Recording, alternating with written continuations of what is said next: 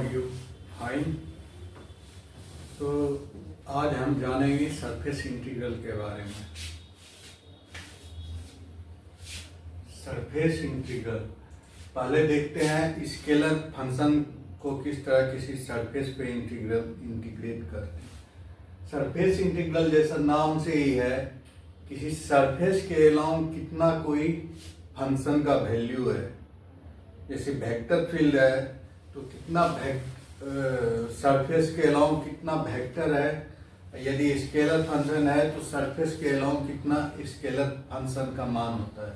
जैसे पहले देखते हैं स्केलर फंक्शन, जैसे कि फाई एक्स वाई जेड कोई 3 वेरिएबल का फंक्शन है, X square plus Y cube plus Z 5/5 plus 4, इस तरह का कोई फंक्शन है। इसको क्या बोलते हैं? स्केलर पॉइंट फंक्शन भी बोलते हैं। मतलब कोई स्केलर फील्ड है, किसी जगह स्केलर फील्ड है, इस एरिया में हर एक स्केलर पॉइंट फंक्शन है। हर एक पॉइंट पे कोई ना कोई स्केलर क्वांटिटी का मान है। हर एक इस 3 डायमेंशनल स्पेस में हर एक पॉइंट पे यहाँ कोऑर्डिनेट डालेंगे तो स्केलर फंक्शन का मान आएगा कुछ ना कुछ। तो इस एरिया में वो scalar point function phi x Y Z defined है। ये भी बोल सकते हैं, या बोल सकते हैं इस स्पेस में कोई स्केलर फील्ड है जिसका कि मान है, जिसका वैल्यू का मान इतना आता है। मतलब हर एक कोऑर्डिनेट डालेंगे एक्स वाई जेड तो हर एक कोऑर्डिनेट पे ये स्केलर फंक्शन का कुछ ना कुछ मान होगा। तो यदि हम कोई ये मान लिया जाए, ये हम इस सरफेस पे हमको उस स्केलर फंक्शन को इंटीग्रेट करना है, उस स्केलर फंक्शन को इंटीग्रेट करना है स्केलर इस सरफेस पे। तो उस स्केलर फंक्शन का वो सरफेस इंटीग्रल का मान हो जाएगा वही जो, यदि इस स्केलर फंक्शन को इस सरफेस पे इंटीग्रेट कर दे तो पहले क्या, जैसे कि ये सरफेस है, इसको हम n पार्ट में डिवाइड कर दें। इस तरह से n पार्ट में डिवाइड कर देते हैं। ये कोई सरफेस है। सरफेस मतलब वो कर्व भी हो सकता है, एक स्ट्रेट लाइन भी, एक प्लेन भी हो सकता है, क्लोज्ड भी हो सकता है। क्लोज सरफेस जैसे कि फुटबॉल या बैलून, वो क्लोज सरफेस भी होता है। किसी भी तरह का सरफेस हो सकता है। सरफेस एक प्लेन भी हो सकता है, एक सरफेस कर्व भी हो सकता है, एक फुटबॉल टाइप का वो पूरा क्लोज्ड है, सरफेस चारों तरफ से बंद है, तो वो भी सरफेस हो सकता है। तो यदि सरफेस पे हम इस स्केलर फंक्शन को इंटीग्रेट करेंगे तो वही उसका सरफेस इंटीग्रल का मान हो जाएगा। तो पहले यदि कोई सरफेस S दिया हुआ है तो उसको n भाग में डिवाइड कर देंगे। इसको इस तरह से n भाग में डिवाइड करते हैं।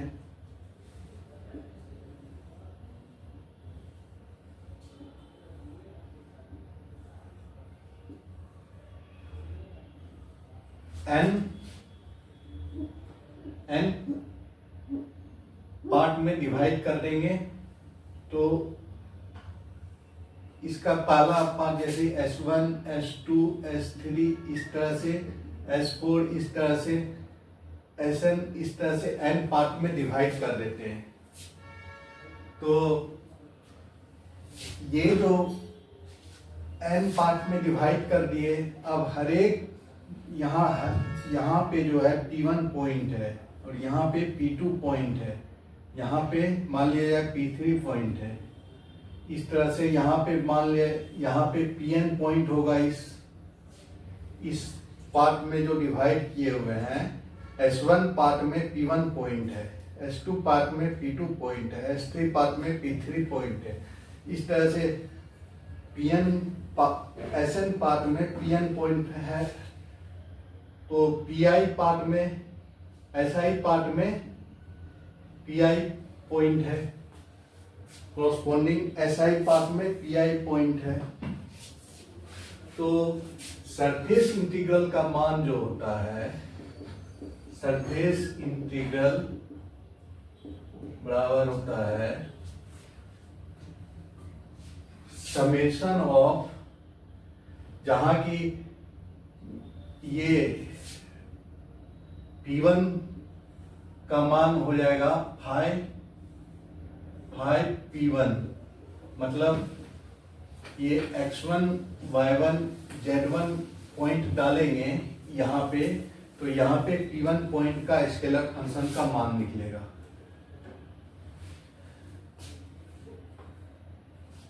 जैसे P1 कोई पॉइंट है तो उसका कोऑर्डिनेट जो है x1 y1 z1 है, तो यदि इस फंक्शन में x1 y1 z1 रखेंगे तो ये P1 पॉइंट पे स्केलर फंक्शन का मान निकल जाएगा। तो यदि हम इस सारे को सम कर दें, सारे एरिया को, और उसका उस पॉइंट पे जो मान आ रहा है, इसको n पार्ट में यहाँ पे कोई पॉइंट लिए हैं, तो यहाँ पे जो मान आ रहा है उसको और उस पार्ट के एरिया को गुना करके सम कर दें तो वही सरफेस इंटीग्रल का मान होगा। तो इसको लिख सकते हैं समेशन i इक्वल टू 1 से i इक्वल टू n तक S I into P I. ये जो होगा ये सरफेस का पूरा स्केलर फंक्शन का इस सरफेस पे इंटीग्रेशन का मान हो जाएगा। यहाँ पे P1 पॉइंट है, मतलब P1 पॉइंट मतलब high P1 x1 y1 z1 यहाँ पे कोऑर्डिनेट है। P1 के पास x1 y1 z1 कोऑर्डिनेट रहने के x1 y1 z1 कोऑर्डिनेट रखेंगे इसमें, तो ये फंक्शन का मान आ जाएगा। यहाँ स्केलर फंक्शन का कुछ मान होगा, यहाँ भी स्केलर फंक्शन का कुछ मान होगा, यहाँ भी स्केलर फंक्शन का, यहाँ भी पी आई है, मतलब कि X I Y I Z I coordinate है।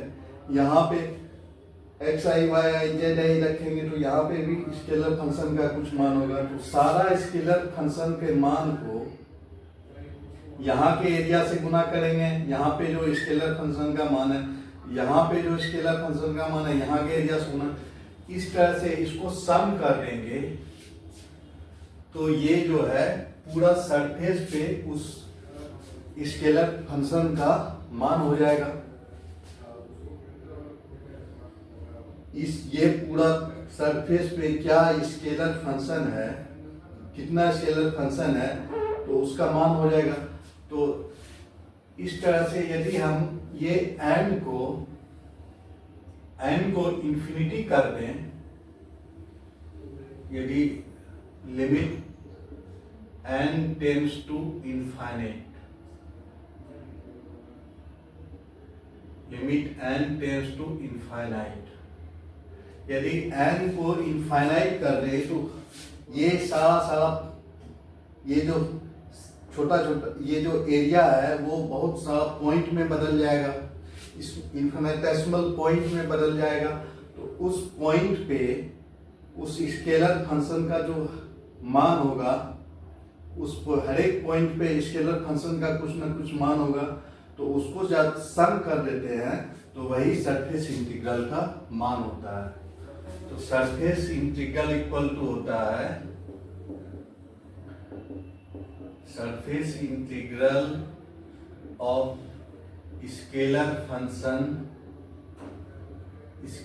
फंक्शन फाई ओवर सरफेस और सरफेस एस इक्वल टू हो जाएगा limit n tends to infinity. ये जो n पार्ट में डिवाइड किए थे, अब उसको n को इनफाइनाइट पार्ट में कर देते हैं, इस एरिया को बहुत छोटा छोटा पार्ट में डिवाइड कर देते हैं। Limit n tends to infinity summation i equal to 1 से i इक्वल टू इनफाइनाइट तक। अब summation of S I P I, जो ये इसको 5 PI में लिख सकते हैं, 5 PI। ये जो होगा यही जो है सरफेस इंटीग्रल का मान हो जाएगा, वो स्केलर फंक्शन का। स्केलर पॉइंट फंक्शन है, मतलब कि कोई स्केलर फील्ड है, 3 वेरिएबल का फंक्शन है, मतलब कि स्पेस में हर एक पॉइंट पे यहाँ पे स्केलर क्वांटिटी मौजूद है, उसका वैल्यू है। स्पेस के स्केलर पॉइंट स्पेस के किसी पार्ट में स्केलर पॉइंट फंक्शन डिफाइंड है। इसका मतलब है स्पेस के हर एक पॉइंट पे स्केलर क्वांटिटी का कुछ ना कुछ वैल्यू है। तो इसी स्पेस में स्केलर पॉइंट फंक्शन डिफाइंड होने का मतलब है कि वहां पे स्केलर फील्ड मौजूद है। उस स्पेस में हर एक पॉइंट पे स्केलर क्वांटिटी मौजूद है जिसका कुछ ना कुछ वैल्यू है। हर एक पॉइंट पे स्केलर फंक्शन का कुछ ना कुछ वैल्यू है, ये उसका मतलब होता है। तो इस तरह से देखते हैं सरफेस इंटीग्रल का मान जो हो जाता है, यदि कोई सरफेस कंसीडर करे और उस सरफेस को पहले n पार्ट में डिवाइड करे और उसके हर एक पार्ट में एक पॉइंट ले लेते हैं, उस पॉइंट पे हर एक पॉइंट में स्केलर फंक्शन डिफाइंड है, तो उस पॉइंट पे भी स्केलर फंक्शन का कुछ ना कुछ वैल्यू होगा। तो उस वैल्यू को उस जो पार्ट में डिवाइड किए हैं उससे गुना करेंगे और उस सारे को सम कर लेंगे, तो वो स्केलर फंक्शन का उस सरफेस पे मान हो जाए, टोटल मान कितना आएगा वो हो जाएगा। और यदि उस पार्ट को n को इनफाइनाइट में डिवाइड कर दे, यदि जैसे कि 25 पार्ट में डिवाइड किए थे पहले, उसके बाद 100 पार्ट में किए, उसके बाद यदि इस सरफेस को इनफाइनाइट पार्ट में डिवाइड कर दें, तो हर एक पार्ट जो है एक पॉइंट से भी छोटा पार्ट में डिवाइड हो जाएगा और उस पॉइंट पे स्केलर फंक्शन का कुछ न कुछ मान होगा। उस मान को उस पॉइंट से गुना कर देंगे तो और उसको सम कर देंगे, तो मेरा सरफेस इंटीग्रल का मान आएगा। तो ये surface integral of scalar function phi over surface S का मान हो जाएगा, limit n tends to infinity. ये जहाँ की ये जो डिवीजन है 1 से लेके इनफाइनाइट तक डिवाइड किया गया है और हर एक पॉइंट पे फंक्शन का मान है PI 5 का मान है, मतलब है कि x y y i z i पे जो वैल्यू है फंक्शन का वो है वैल्यू, और SI का मतलब है कि जो ith पार्ट है उससे गुना कर दिए हैं। तो ये सारे को सम करते हैं तो वो स्केलर फंक्शन का सरफेस इंटीग्रल निकल जाता है। अब देखते हैं वेक्टर का किस तरह से निकालते हैं। कोई वेक्टर फील्ड मौजूद है या वेक्टर पॉइंट फंक्शन स्पेस में मौजूद है, हर एक पॉइंट पे जहाँ पे वेक्टर पॉइंट फंक्शन डिफाइंड है। इस वेक्टर फील्ड का मतलब वेक्टर पॉइंट फंक्शन किसी स्पेस में डिफाइंड है। इसका सिंपल सा मतलब है कि उस स्पेस में वेक्टर फील्ड मौजूद है, उस स्पेस में हर एक पॉइंट पे वेक्टर मौजूद है। तो अब देखते हैं सरफेस इंटीग्रल वेक्टर फील्ड का किस तरह से निकालते हैं। उसको हम इस तरह से हम अभी वेक्टर फील्ड, यदि वेक्टर पॉइंट फंक्शन किसी स्पेस में डिफाइंड है, मतलब हर एक स्पेस के हर एक पॉइंट पे कुछ न कुछ वेक्टर का मान है, मतलब स्पेस में वेक्टर फील्ड मौजूद है, वहां पे वेक्टर फील्ड मौजूद है। स्पेस के हर एक पॉइंट पे वेक्टर का कुछ न कुछ मान है, मतलब वहां पे उस स्पेस में वेक्टर फील्ड मौजूद है। तो यदि कोई सरफेस हो, कोई सरफेस है, उस सरफेस पे उस वेक्टर फील्ड का क्या वैल्यू है, वेक्टर टोटल वेक्टर का क्या मान आता है, उसके अलावा टोटल वेक्टर का क्या मान होता है, तो वही उसका वेक्टर फंक्शन का सरफेस इंटीग्रल होता है। तो मान लिया जाए कि कोई वेक्टर फंक्शन है a equal to 3xi plus 3y square X J plus 3z square Y के इस तरह से कोई वेक्टर फंक्शन मौजूद है। मतलब स्पेस में कुछ स्पेस के कुछ पाथ में इस तरह का वेक्टर फील्ड मौजूद है जिसको कि इस तरह से डिनोट किया गया है। तो यदि कोई सरफेस एस है तो सरफेस एस पे इस वेक्टर का सरफेस इंटीग्रल को किस तरह से निकालते हैं वो देखते हैं। उसका सरफेस इंटीग्रल होता है, सरफेस इंटीग्रल होगा वेक्टर ए डॉट, ये एरिया वेक्टर मान लिया इसका ds है तो a डॉट ds होगा। उसका सरफेस इंटीग्रल का मान a डॉट ds के बराबर होगा। इसको हम ऐसे भी समझते हैं कि ये जो वेक्टर है वो नॉर्मली वो जो एरिया वेक्टर के नॉर्मली कितना उससे टकरा रहा है। मतलब कि एरिया वेक्टर ये सरफेस का कोई ये सरफेस एरिया वेक्टर होता है तो इसका जो नॉर्मल डायरेक्शन में कितना वेक्टर जो है वेक्टर का क्वांटिटी है। तो इसको ये भी बोलते हैं कि सरफेस इंटीग्रल को नॉर्मल सरफेस इंटीग्रल भी बोलते हैं।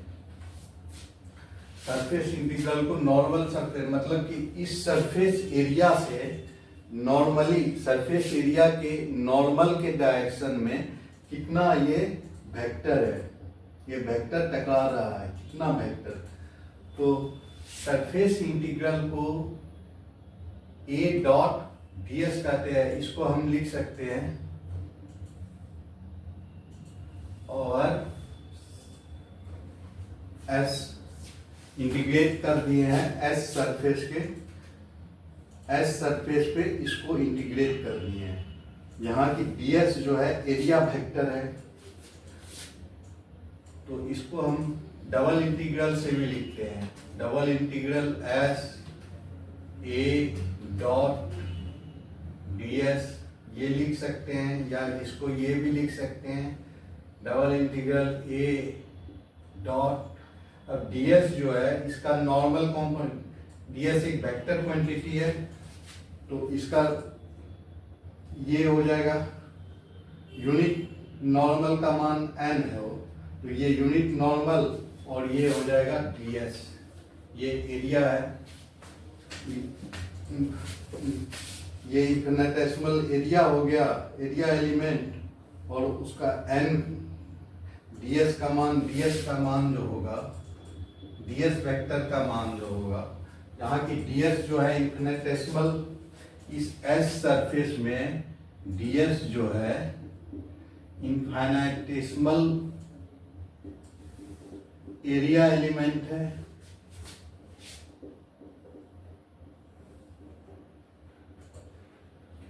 ds जो है ये s सरफेस का इन्फिनिटेसिमल एरिया एलिमेंट है तो ds का मान जो हो जाएगा, ds वेक्टर है, वेक्टर एरिया वेक्टर का मान होता है और वह नॉर्मल और ये ds हो जाएगा इन्फिनिटेसिमल एरिया, ये मैग्नीट्यूड हो जाएगा, ये डायरेक्शन हो जाएगा। तो इसको हम ये भी लिख सकते a डॉट n ds ऐसे भी लिखते हैं। तो सरफेस इंटीग्रल को तो सरफेस इंटीग्रल बराबर होता है कि कोई भी वेक्टर है, कोई वेक्टर फील्ड मौजूद है, तो वो सरफेस एरिया है उसके नॉर्मली जो है कितना वेक्टर टकरा रहा है, उसके नॉर्मल डायरेक्शन में कितना वेक्टर है, सरफेस एरिया के नॉर्मल के डायरेक्शन में कितना वेक्टर है, वही होता है उसका सरफेस इंटीग्रल। तो इसको इंटीग्रेट कर देते हैं पूरा सरफेस में A.n ds को, तो ये हो जाएगा सरफेस इंटीग्रल हो जाएगा। उसी इस तरह से इसको निकालने के लिए सबसे पहले जो है ये n का वैल्यू निकालना पड़ेगा, फिर ये सरफेस का स्मॉल इन्फिनिटेसिमल एरिया एलिमेंट है उसका मान निकालना पड़ेगा।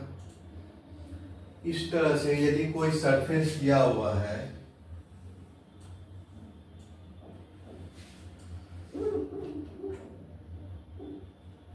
तो इसको यदि हम n पार्ट में डिवाइड कर लें,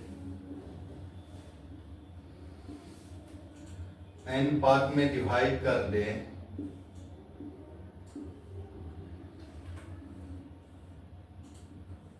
पहले n पार्ट में डिवाइड कर दें, कोई वेक्टर फील्ड A मौजूद है, तो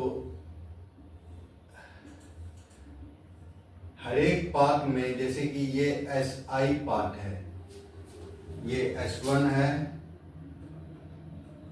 ये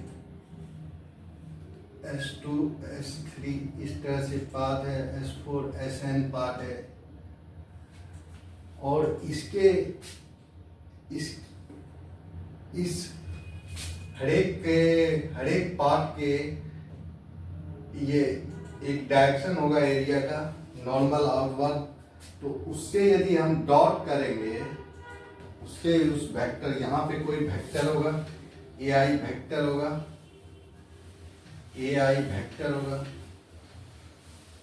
तो AI डॉट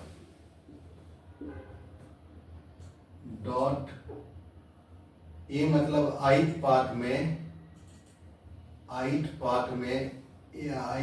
में कोई वेक्टर का मान होगा, डॉट SI पार्ट,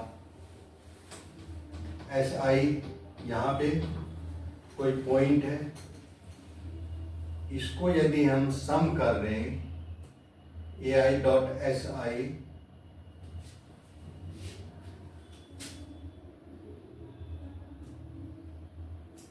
जो है इन्फिनिटेसिमल एरिया एलिमेंट है, उसको n इक्वल टू 1 से n इक्वल टू इन्फाइनाइट तक सम कर दें, और limit n tends to infinite हो, तो यही जो होता है सरफेस इंटीग्रल का मान हो जाता है।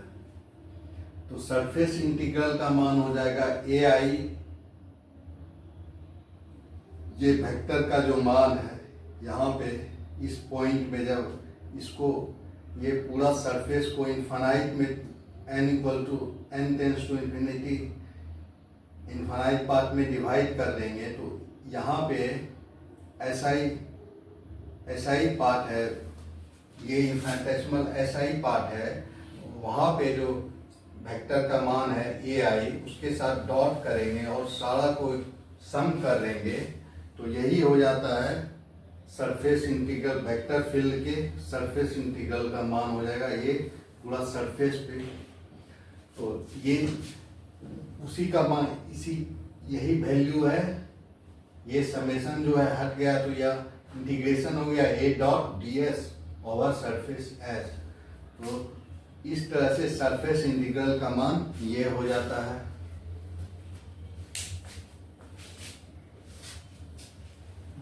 अब देखते हैं सरफेस इंटीग्रल को कंप्यूट किस तरह से करते हैं।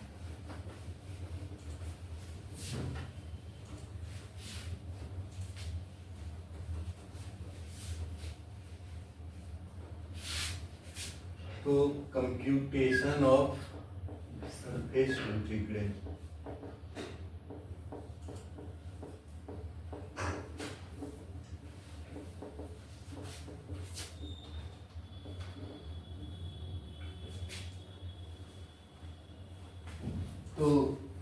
सरफेस इंटीग्रल का मान जो होता है,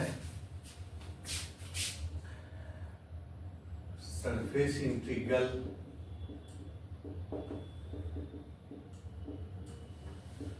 और सरफेस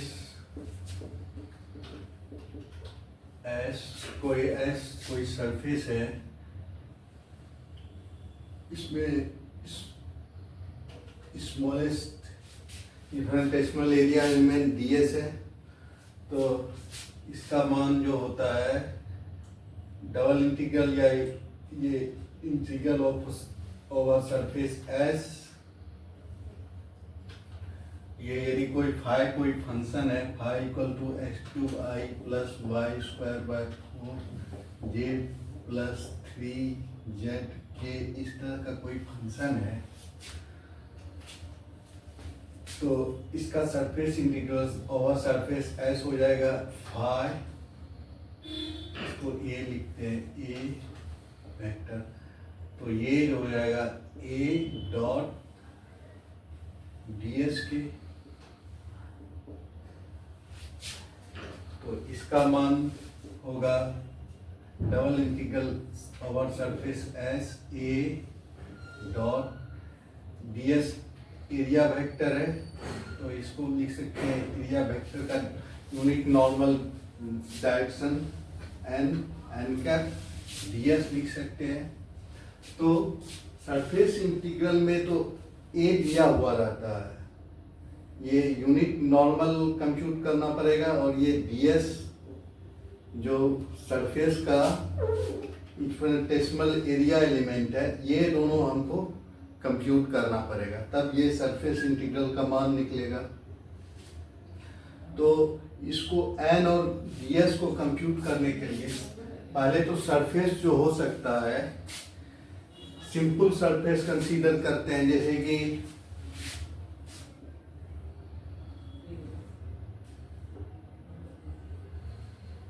ये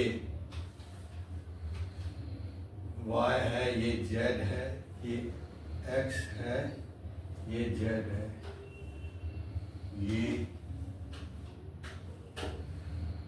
x y और z है, और ये x y और z है। तो सरफेस एक्स वाई प्लेन में हो सकता है, सिंपल सरफेस कुछ भी हो सकता है, सरफेस कर्व भी हो सकता है, सरफेस क्लोज्ड भी हो सकता है पूरा फुटबॉल के तरह, और या सरफेस एक प्लेन इंक्लाइन प्लेन भी हो सकता है, या सरफेस जो है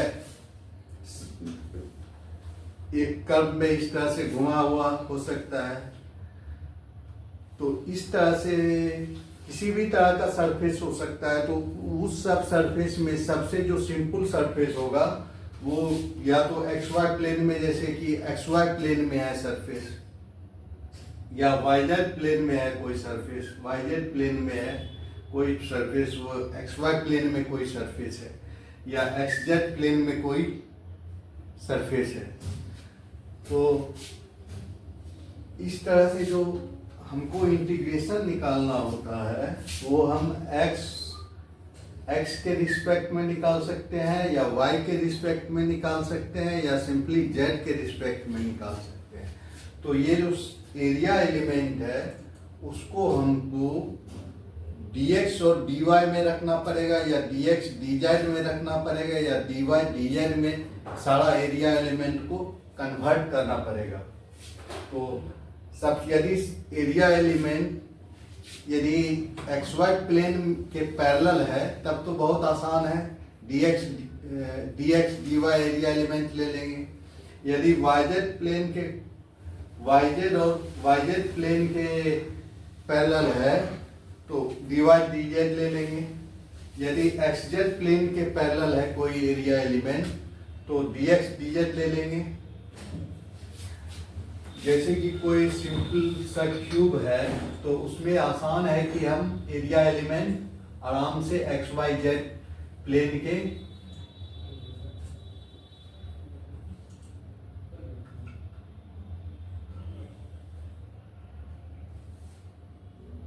ये एरिया एलिमेंट आराम से एक्स वाई प्लेन के पैरेलल हो जाएगा। एरिया एलिमेंट ds का मान तो आराम से वो इंटीग्रेट हो जाएगा, या तो इंटीग्रेट होगा dx के टर्म में होगा, या dy के टर्म में होगा, या dz के टर्म में होगा। तो एरिया एलिमेंट को dx dy के टर्म में रखना जरूरी है। तो सिंपलेस्ट फॉर्म क्या है कि area element X Y plane के पैरेलल हो। तो जैसे कि यहाँ पे इनफाइनेटेसिमल एरिया एलिमेंट लिए हुए हैं, ये हो गया dy,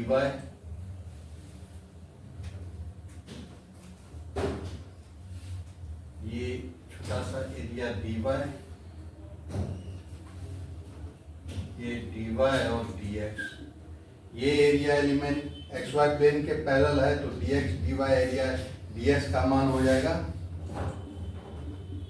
dx dy, और एक्स वाई प्लेन के परपेंडिकुलर z होता है, तो ds n का मान हो जाएगा k हो जाएगा। तो n ds का मान, n और ds का मान आराम से ऐसे केस में निकल जाएगा। उसी तरह यदि xz प्लेन में है, ये yz प्लेन में है, तो ये y है, dy है, ये dz है, ये इनफिनिटेसिमल एरिया एलिमेंट है। तो इसमें ds का मान हो जाएगा,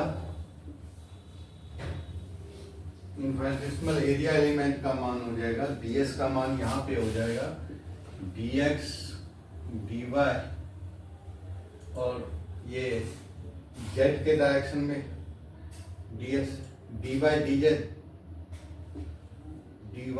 dz, और इसके परपेंडिकुलर x डायरेक्शन होता है, तो ये हो जाएगा i कैप। ये हो जाएगा ds का मान, मतलब कि n ds का मान यहाँ भी आराम से ये निकल जाएगा, यहाँ भी n ds का मान आराम से निकल जाएगा। सीधा ये रख देंगे और यहाँ पे a डॉट करेंगे, तो ये पूरा स्केलर सरफेस इंटीग्रल का मान निकल जाएगा। सरफेस इंटीग्रल में n कैप ds का मान नहीं मालूम होता है, इसको निकालना पड़ता है हमेशा। n कैप और ds का मान नहीं मालूम होता है, उसको हमेशा निकालना पड़ता है। उसके बाद लिमिट डालेंगे तो सारा ये सरफेस इंटीग्रल का मान निकल जाएगा। तो अब यदि सिंपलेस्ट सरफेस ये देख रहे हैं, सिंपलेस्ट सरफेस क्या हो सकता है, जो एक्स वाई प्लेन के पैरेलल हो, वाईजेड प्लेन के पैरेलल हो, या जेड एक्स प्लेन के पैरेलल हो, तो उसका एरिया एलिमेंट आराम से निकल जाएगा। जैसे जेड एक्स प्लेन के पैरेलल कोई एरिया एलिमेंट,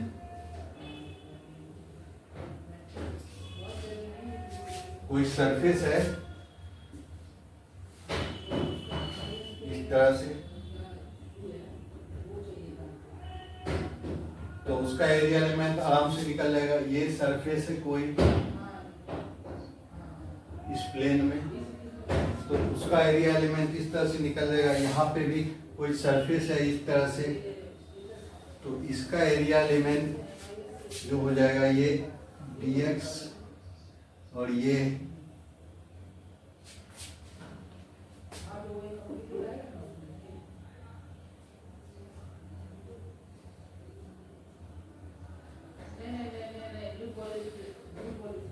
dx dz है, तो यहाँ पे dx का मान हो जाएगा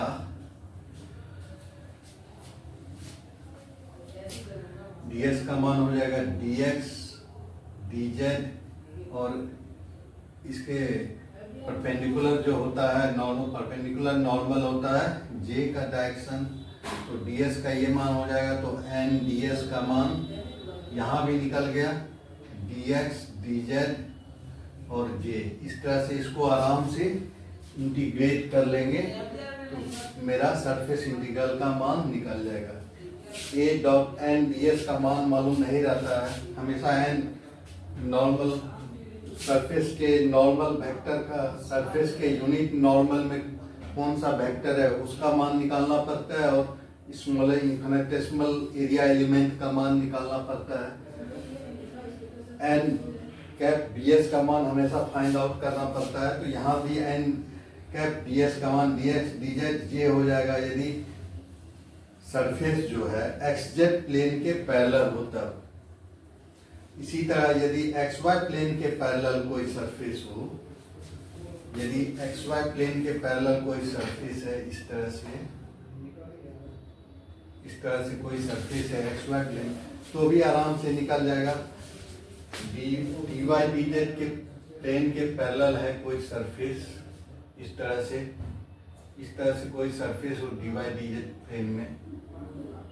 प्लेन के पैरेलल, तो भी जो है आराम से ds का मान निकल जाएगा। dy dz छोटा सा एलिमेंट लेंगे, उसके बाद जो बाउंड्री है उसको बाउंड्री के अनुसार इंटीग्रेट कर देंगे, तो ये सरफेस इंटीग्रल का मान आ जाएगा। यदि हमारा प्लेन जो है, यदि कन्वेंशनल कोऑर्डिनेट सिस्टम जो xy प्लेन के पैरेलल हो या yz प्लेन के पैरेलल हो या zx प्लेन के पैरेलल हो सरफेस, तो उसका हम सरफेस इंटीग्रल आराम से निकाल सकते हैं। काहे कि n ds का मान ये हो जाएगा। उस केस में yz प्लेन है तो dy dz i हो जाएगा, xy प्लेन है तो dx dy k हो जाएगा, और n कैप ds का मान dx dz j हो जाएगा यदि ये xz प्लेन में सरफेस हो तो। लेकिन सरफेस तो कहीं भी हो सकता है, वो प्लेन भी हो सकता है। प्लेन एक सिंपलेस्ट प्लेन xy प्लेन में, yz प्लेन में, xz प्लेन में हो सकता है, या ऐसा प्लेन में हो सकता है जो इंक्लाइंड हो xy से, या yz प्लेन से इंक्लाइंड हो, कहीं क्लोज सरफेस हो, उसके बाद कर्व सरफेस हो। तो उस केस में कैसे निकालते हैं, उस केस में सरफेस इंटीग्रल को कैसे निकालते हैं वो देखते हैं।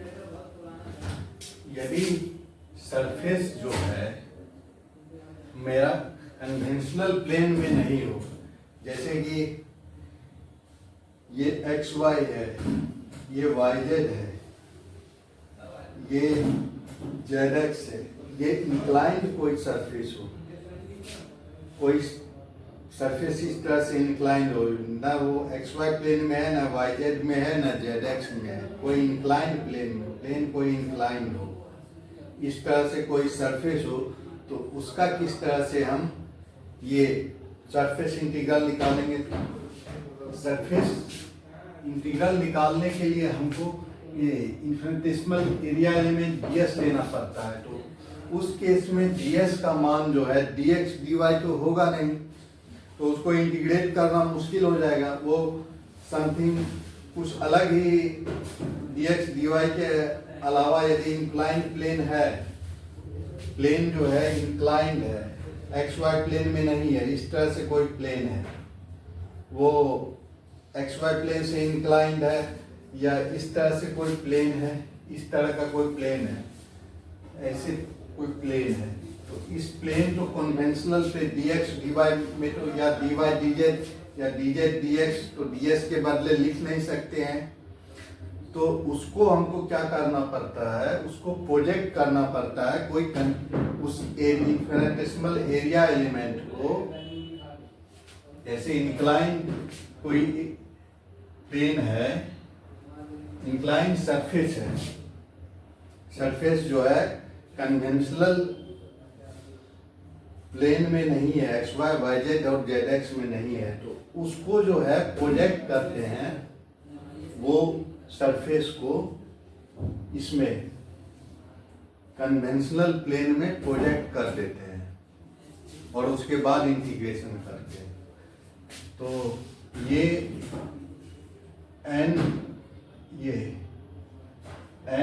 n कैप ds का मान उसमें उस प्लेन उस एरिया इन्फिनिटेसिमल एरिया एलिमेंट को पहले कन्वेंशनल एरिया एलिमेंट में dx dy dy dz या dz dx में प्रोजेक्ट करते हैं, उसके बाद निकालते हैं।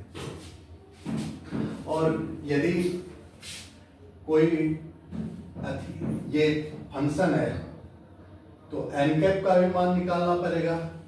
तो n कैप जो होता है, हम जानते हैं कि ग्रेडियंट जो होता है,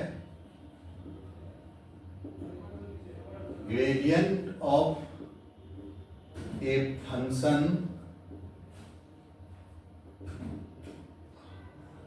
इज बिकम्स, ये हम becomes normal to the function. तो n का मान, नॉर्मल वेक्टर का मान उस फंक्शन का, जैसे कि प्लेन का इक्वेशन है z equal to X square plus Y square, इस तरह से कोई प्लेन है, z इक्वल टू, इस तरह का कोई प्लेन है, z equal to X plus 3x plus 4y, इस तरह से कोई प्लेन है। तो इस प्लेन का नॉर्मल, हम ये कोई स्केलर फंक्शन ही हो गया, इस तरह से कोई स्केलर फंक्शन हो गया, तो इसके नॉर्मल में जो वेक्टर होगा उसका मान होता है ग्रेडियंट के बराबर। ग्रेडियंट, जैसे ही ग्रेडियंट निकालेंगे इसके नॉर्मल वेक्टर का मान निकल जाता है। तो gradient del A equal to हो जाएगा, या इसको लिख सकते हैं del phi equal to normal vector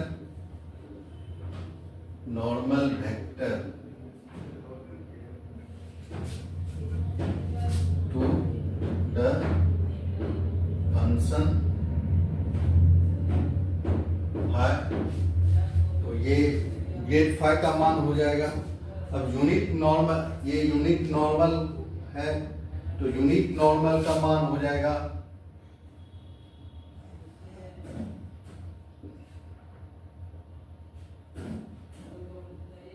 del phi, ये जो आया उसका मैग्नीट्यूड से भाग दे देंगे, ये यूनिट नॉर्मल का मान हो जाएगा। इस तरह से हम देख रहे हैं n का तो मान निकल जा रहा है। कोई प्लेन दिया हुआ है जो कि इंक्लाइंड है, जो कोई सरफेस है जो कि कन्वेंशनल प्लेन में नहीं है, तो उसकी नॉर्मल का तो मान निकल जाएगा। डेल फाई से जो आएगा वो नॉर्मल वेक्टर का मान होगा जो उस सरफेस के परपेंडिकुलर होगा, और उसमें उसका मैग्नीट्यूड से भाग दे देंगे तो नॉर्मल का मान, यूनिट नॉर्मल का तो मान निकल जाएगा। तो इस तरह से यूनिट नॉर्मल का मान निकल जाता है। अब हमको निकालना होगा वो जो इन्फिनिटेसिमल एरिया एलिमेंट है, उसको हमको प्रोजेक्ट करना पड़ेगा conventional dx dy dy dz या dz dx में, उसको प्रोजेक्ट करना पड़ेगा, तब हम इसका इंटीग्रेशन का मान निकाल पाएंगे। कहें कि इंटीग्रेशन तो dx dy में ही निकल पाएगा, या dy dz में निकल पाएगा, या dz dx के डिफरेंस में निकल पाएगा, के रिस्पेक्ट में निकल पाएगा। यदि मेरा area vector, infinitesimal area element इसके इस प्लेन के अलोंग नहीं है, कन्वेंशनल प्लेन के अलोंग नहीं है, तो हमको उसको कन्वर्ट करना पड़ेगा इस कन्वेंशनल एरिया एलिमेंट में प्रोजेक्ट करके। तो उसको हम इस तरह से प्रोजेक्ट करते हैं।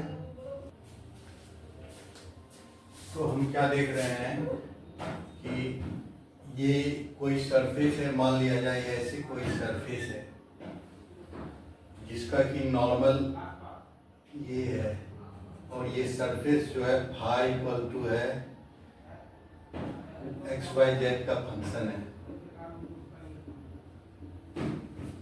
तो ये n का मान जो होगा normal vector to the surface phi equal to हो जाएगा n equal to del phi इसके बराबर होता है, ग्रेडियंट ऑफ फाई के बराबर होता है।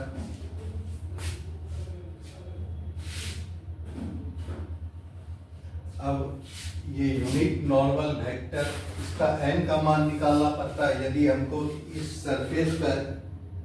सरफेस के पे इंटीग्रेशन निकालना है, कोई वेक्टर फील्ड दिया हुआ है, यहाँ पे वेक्टर फील्ड है और उसको हमको इंटीग्रेट करना है, सरफेस इंटीग्रल निकालना है उस वेक्टर फील्ड में। इस तरह से है, इस तरह से वेक्टर फील्ड है।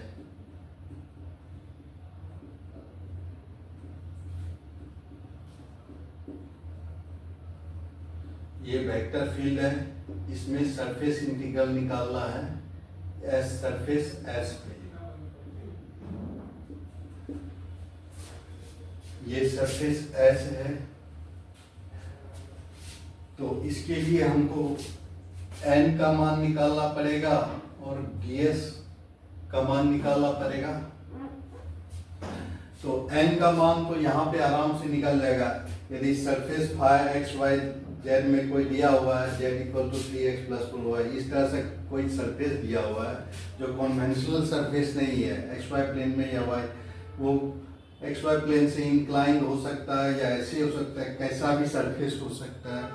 तो उस सरफेस का नॉर्मल वेक्टर का मान होता है, नॉर्मल वेक्टर जो सरफेस ये फाई से डिनोटेड है उसका मान होता है ग्रेडियंट ऑफ फाई, और यूनिट नॉर्मल का मान होता है unit normal vector to the surface. Phi equal to हो जाएगा ग्रेडियंट ऑफ फाई और magnitude of gradient of phi. ये जो वेक्टर होगा उसका ये हो जाएगा, ये यूनिट नॉर्मल n का मान निकल गया। अब n का मान निकल गया, अब ds का सिर्फ मान निकालना है। अब n का मान निकल गया है, अब ds का मान हम किस तरह से निकालेंगे उसको हम देखते हैं।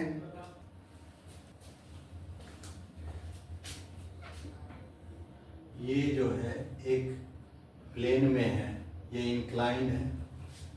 ये जो प्लेन सरफेस का जो प्लेन है इंक्लाइंड है, वो कन्वेंशनल में नहीं है और उसका डायरेक्शन ये मान लिया ये एस सरफेस है, ये ds छोटा सा एलिमेंट लिए हुए हैं ds, और इसका यूनिट नॉर्मल डायरेक्शन n है। अब हम इसको प्रोजेक्ट कर रहे हैं xy प्लेन में, तो इसका प्रोजेक्शन का मान हो जाएगा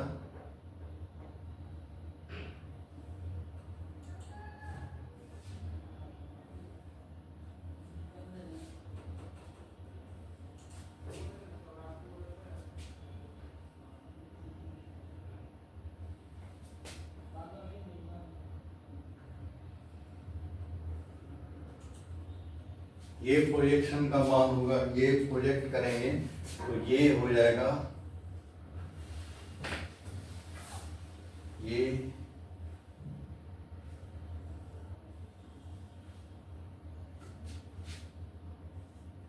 x है, ये y है और ये z है। तो इसका e और ये एंगल थीटा है, और ये projection dx x Y plane में जो प्रोजेक्शन हो जाएगा ये dx dy होगा। इसको मान लिया जाए a से डिनोट, da से हम डिनोट कर रहे हैं da एरिया से, और इसका एरिया जो हो जाएगा ये होगा ये da k कैप होगा, dx dy का यूनिट नॉर्मल डायरेक्शन में da k कैप होगा, और ये एंगल भी हो जाएगा थीटा। तो ds जो इन्फिनिटेसिमल एरिया एलिमेंट है उसका प्रोजेक्शन एक्स वाई प्लेन में जो हो जाएगा da k के साथ डॉट करेंगे तो वो आ जाएगा, वो हो जाएगा। अब प्रोजेक्शन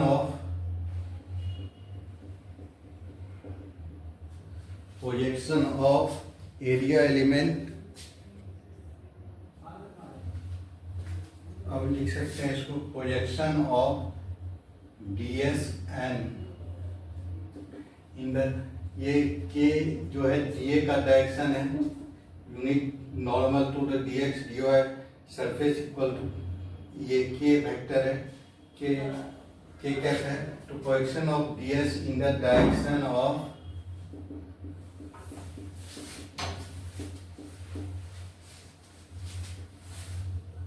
के vector equal to dA equal to हो जाएगा dsn को इसके साथ डॉट कर देंगे तो dsn नॉर्मल डॉट के वेक्टर, ये हो जाएगा dsn के साथ डॉट करेंगे तो वही प्रोजेक्शन का मान हो जाएगा। प्रोजेक्शन का कोई भी वेक्टर दिया हुआ रहेगा 3i plus 4j plus 5k, यहाँ पे 5i plus 6j plus 8k कोई वेक्टर दिया हुआ रहता है तो उसका प्रोजेक्शन का मान हो जाता है उसका, और यूनिट वेक्टर ये हो जाएगा 5i plus 6j plus 8k dot, ये unit vector 3i plus 4j plus 5k का जो यूनिट वेक्टर होगा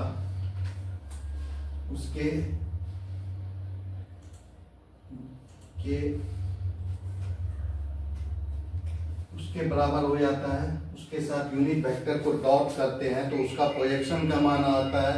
ये हम लोग पढ़ चुके हैं पहले।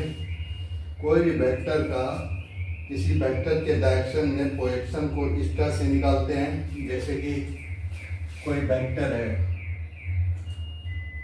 कोई वेक्टर निकाल देते हैं,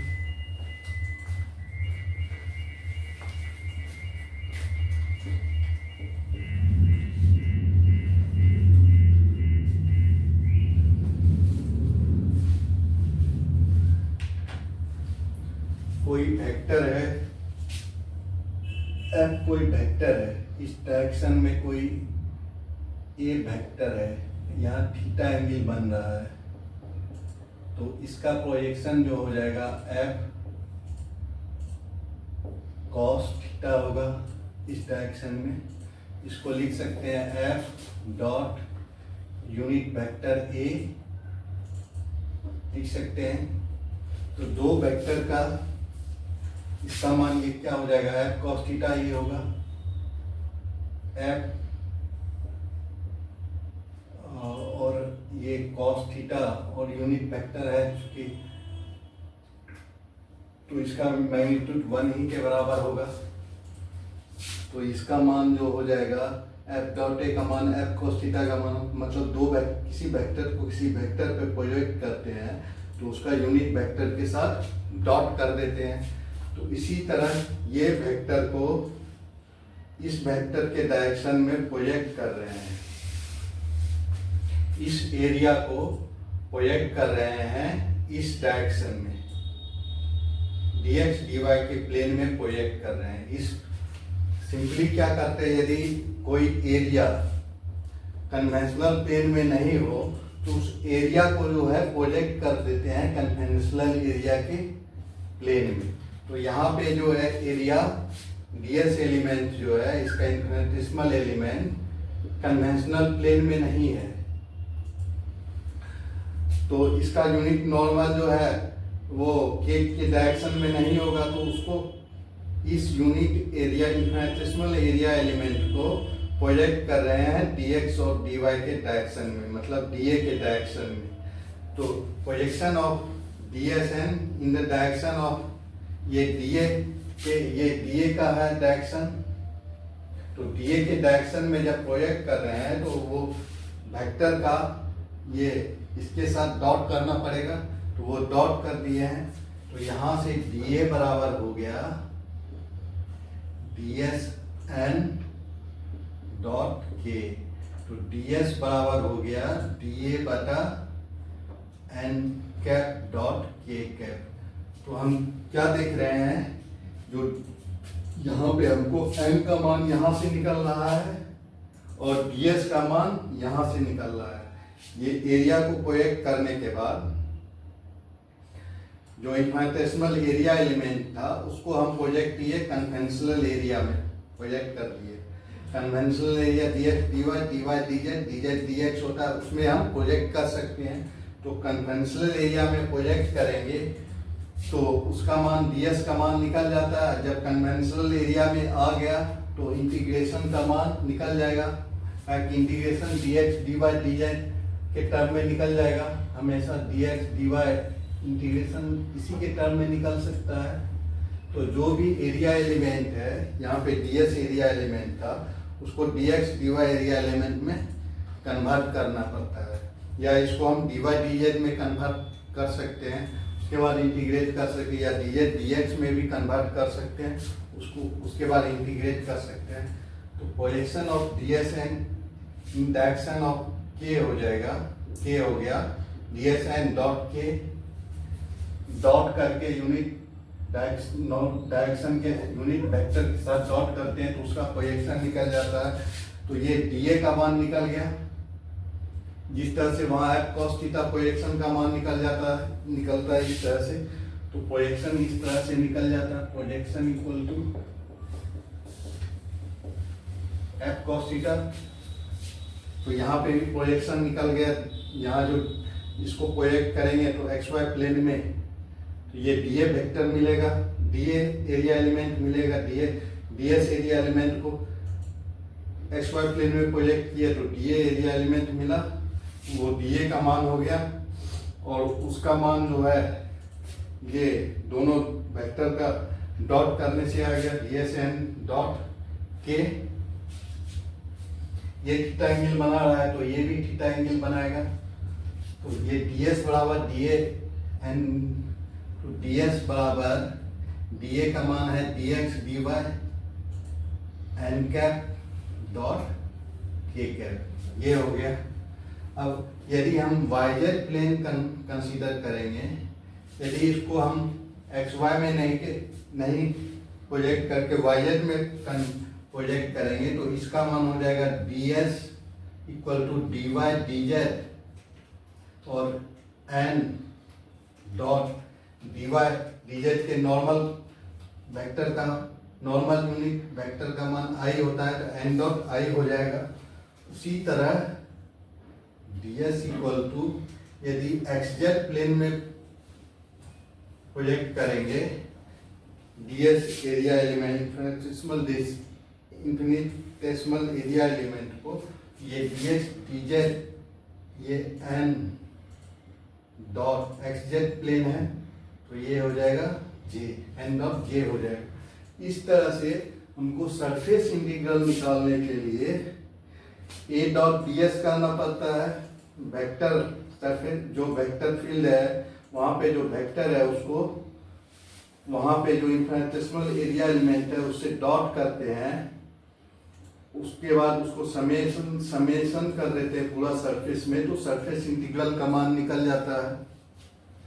तो सरफेस इंटीग्रल का मान होता है double integral over surface S a dot ds एक वेक्टर है, एरिया एक वेक्टर है, उसका वेक्टर का direction normal unit vector outward होता है, नॉर्मल n ds हो जाएगा।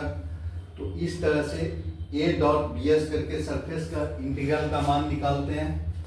Double integral s a dot n ds, a तो दिया हुआ रहता है, n निकालने के लिए क्या करते हैं, कोई सरफेस दिया हुआ है जैसे कि फाई एक्स वाई जेड दिया हुआ है तो उसका ग्रेडियंट निकालते हैं तो नॉर्मल वेक्टर निकल जाता है। अब नॉर्मल वेक्टर का यूनिट नॉर्मल निकाल देते हैं उसका मैग्नीट्यूड से डिवाइड करके, तो n का मान निकल गया। उसके बाद ds जो कि कन्वेंशनल प्लेन में नहीं है तो ds को जो है कन्वेंशनल प्लेन में प्रोजेक्ट करते हैं। तो कन्वेंशनल प्लेन में प्रोजेक्ट करते हैं तो उसका मान जो हो जाता है dA बटा n डॉट xy में करेंगे dA बटा n cap dot k cap होता है ds का मान, और यदि xz प्लेन में करेंगे n cap dot j cap होता है, यदि yz में करेंगे तो dy dz n cap dot I cap। तो इस तरह से देखते हैं मेरा ये n cap का मान यहाँ से निकल जाता है ग्रेडियंट से उसके बाद मैग्नीट्यूड ऑफ ग्रेडियंट डिवाइड का n cap का मान निकल जाए, ds का मान यहाँ से निकल जाता है dA बटा इस तरह से कन्वेंशनल प्लेन में कन्वर्ट करके इसका ds का मान निकल जाता है। तो n और ds का मान निकल जाता है कन्वेंशनल dx dy में या dy dz के टर्म में, तो आराम से इसका सरफेस इंटीग्रल निकल जाता है। तो इस तरह से हम किसी भी सरफेस का किसी भी वेक्टर फील्ड दिया हुआ है या वेक्टर पॉइंट फंक्शन जो किसी एरिया में डिफाइंड है, मतलब हर एक पॉइंट पे कोई ना कोई वेक्टर है, मतलब सिंपली कह सकते हैं उस स्पेस में वेक्टर फील्ड मौजूद है, तो उस वेक्टर फील्ड को कोई सरफेस दिया हुआ है, कोई सरफेस एरिया दिया हुआ है, या सरफेस एरिया सिंपल प्लेन हो सकता है, xy yz zx हो सकता है, या कर्व हो सकता है, या क्लोज सरफेस हो सकता है जैसे कि बैलून है, फुटबॉल है, उस तरह का हो सकता है, या तो सरफेस जो है कोई प्लेन ही हो सकता है जो कन्वेंशनल xy yz zx के पैरेलल नहीं हो कि कोई दूसरा ही कोई प्लेन हो, वो हो सकता है। तो यदि xy yz और zx प्लेन के पैरेलल हो तो आराम से उसका एक सरफेस इंटीग्रल निकल जाता है। देख चुके हैं n ds का मान जो है वहाँ dx dy k कैप, तो आराम से हो जाएगा, यहाँ पे निकल जाएगा n ds का मान, ये कन्वेंशनल प्लेन में रहता है, कन्वेंशनल प्लेन के पैरेलल रहता है, तो आराम से निकल जाता है। यदि कन्वेंशनल प्लेन के पैरेलल नहीं रहा तो जो है हमको n कैप निकालना पड़ता है, उस सरफेस के नॉर्मल यूनिट वेक्टर का मान निकालना पड़ता है। उस सरफेस के नॉर्मल यूनिट वेक्टर का मान हम ग्रेडियंट से निकालते हैं। नॉर्मल वेक्टर जो है सरफेस के, उसका मान जो होता है ग्रेडियंट ऑफ फाई के बराबर होता है, और उसको मैग्नीट्यूड से डिवाइड कर देते हैं तो नॉर्मल यूनिट वेक्टर का मान निकल जाता है। और ds का मान वो जो सरफेस जो कन्वेंशनल प्लेन में नहीं है, उस सरफेस का इन्फिनिटेसिमल एरिया एलिमेंट को प्रोजेक्ट कर देते हैं कन्वेंशनल प्लेन में, dx dy dy dz या dz dx में प्लेन में प्रोजेक्ट करके ds का मान निकाल देते हैं यहाँ से इस तरह से। तो इस तरह से मेरा सरफेस इंटीग्रल का मान निकल जाता है। Thank you. अब देखेंगे इस सरफेस इंटीग्रल का कुछ प्रॉब्लम नेक्स्ट वीडियो में, तो पूरा क्लियर हो जाएगा। Thank you.